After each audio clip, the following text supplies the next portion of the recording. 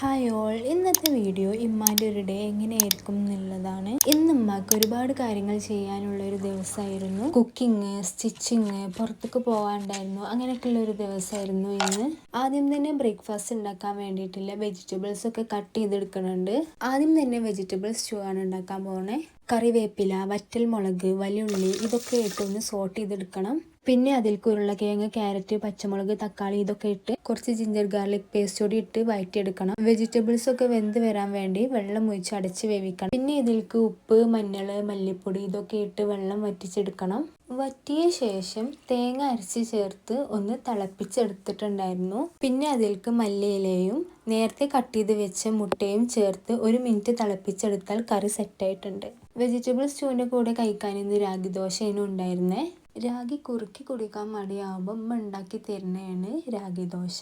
ഇങ്ങനെ ഉണ്ടാക്കുമ്പോൾ അതിൻ്റെ ഫ്ലേവർ ഒന്നും വല്ലാതെ അറിയലില്ല, അറിയാതെ ഇങ്ങനെ കഴിച്ചു പോകും. പിന്നെ ഇതിൻ്റെ കളറൊക്കെ കണ്ട കഴിക്കാൻ തോന്നും ചെയ്യും.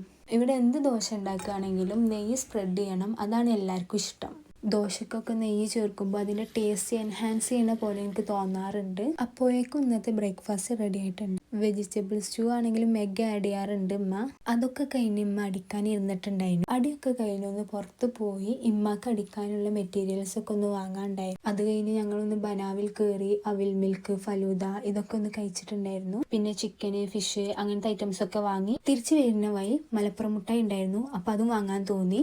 കൊതി കാരണം കാറിലിരുന്നിട്ട് തന്നെ തിന്നിട്ടുണ്ടായിരുന്നു കേട്ടോ. ഇന്ന് എൻ്റെ കാക്കുവിൻ്റെ ബർത്ത്ഡേ ആയിരുന്നു. ഓനിവിടെ ഇല്ലെങ്കിലും ഞങ്ങൾ കേക്ക് കട്ട് ചെയ്തിട്ടുണ്ടായിരുന്നു. നെറ്റി ബബിൾ ആണ് കേട്ടോ കട്ട് ചെയ്തതിനെ. അതൊക്കെ കഴിഞ്ഞ് ഇമ്മ പണിക്കാർക്ക് ചായ കൊടുക്കാൻ പോയിട്ടുണ്ടായിരുന്നു. പിന്നെ മുറ്റടിച്ച് വാരാൻ നിന്നിട്ടുണ്ടായിരുന്നു. ഇമ്മക്ക് ടൈം കിട്ടുന്നതിനനുസരിച്ചാണ് മുറ്റടിച്ച് വാരല്. അത് കഴിഞ്ഞ് കുറച്ച് സപ്പോർട്ട പറിക്കാണ്ടായിരുന്നു. പിന്നെ അമ്മ ചായ കുടിക്കാൻ നിന്നിട്ടുണ്ടായിരുന്നു.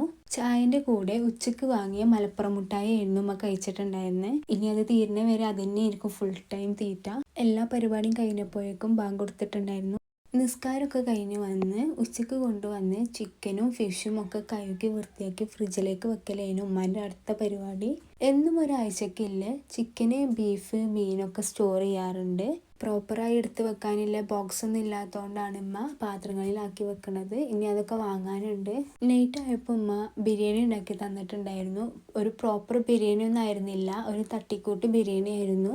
സിമ്പിളായിട്ട് എല്ലാവർക്കും ഉണ്ടാക്കാൻ പറ്റുന്ന ഒരു ബിരിയാണിയാണ്. പെട്ടെന്ന് പണി തീരാൻ വേണ്ടിയിട്ട് ഉള്ളി, തക്കാളി അങ്ങനത്തെ ഐറ്റംസ് ഒക്കെ ഒരുമിച്ചിട്ട് വാട്ടുന്നുണ്ടായിരുന്നു. പിന്നെ തൈരൊക്കെ ഒഴിച്ചിട്ടായിരുന്നു ബിരിയാണി ഉണ്ടാക്കിയിട്ടുണ്ടായിരുന്നത്. കുക്കർ ബിരിയാണി ആയിരുന്നു ഉമ്മ ഉണ്ടാക്കിയിട്ടുണ്ടായിരുന്നത്. പെട്ടെന്ന് ഉണ്ടാക്കണമെങ്കിൽ നല്ല ടേസ്റ്റ് ഉണ്ടാവും സാധനം. അപ്പോൾ ഇങ്ങനെയൊക്കെയാണ് ഉമ്മാൻ്റെ ഒരു ദിവസം ഉണ്ടാവാറ്. എന്നും ഇതുപോലെ ആയിരിക്കില്ല. അപ്പോൾ ഇന്നത്തേക്ക് അത്രേ ഉള്ളൂ. ഇഷ്ടമായാൽ ലൈക്കും സബ്സ്ക്രൈബും ചെയ്യണേ.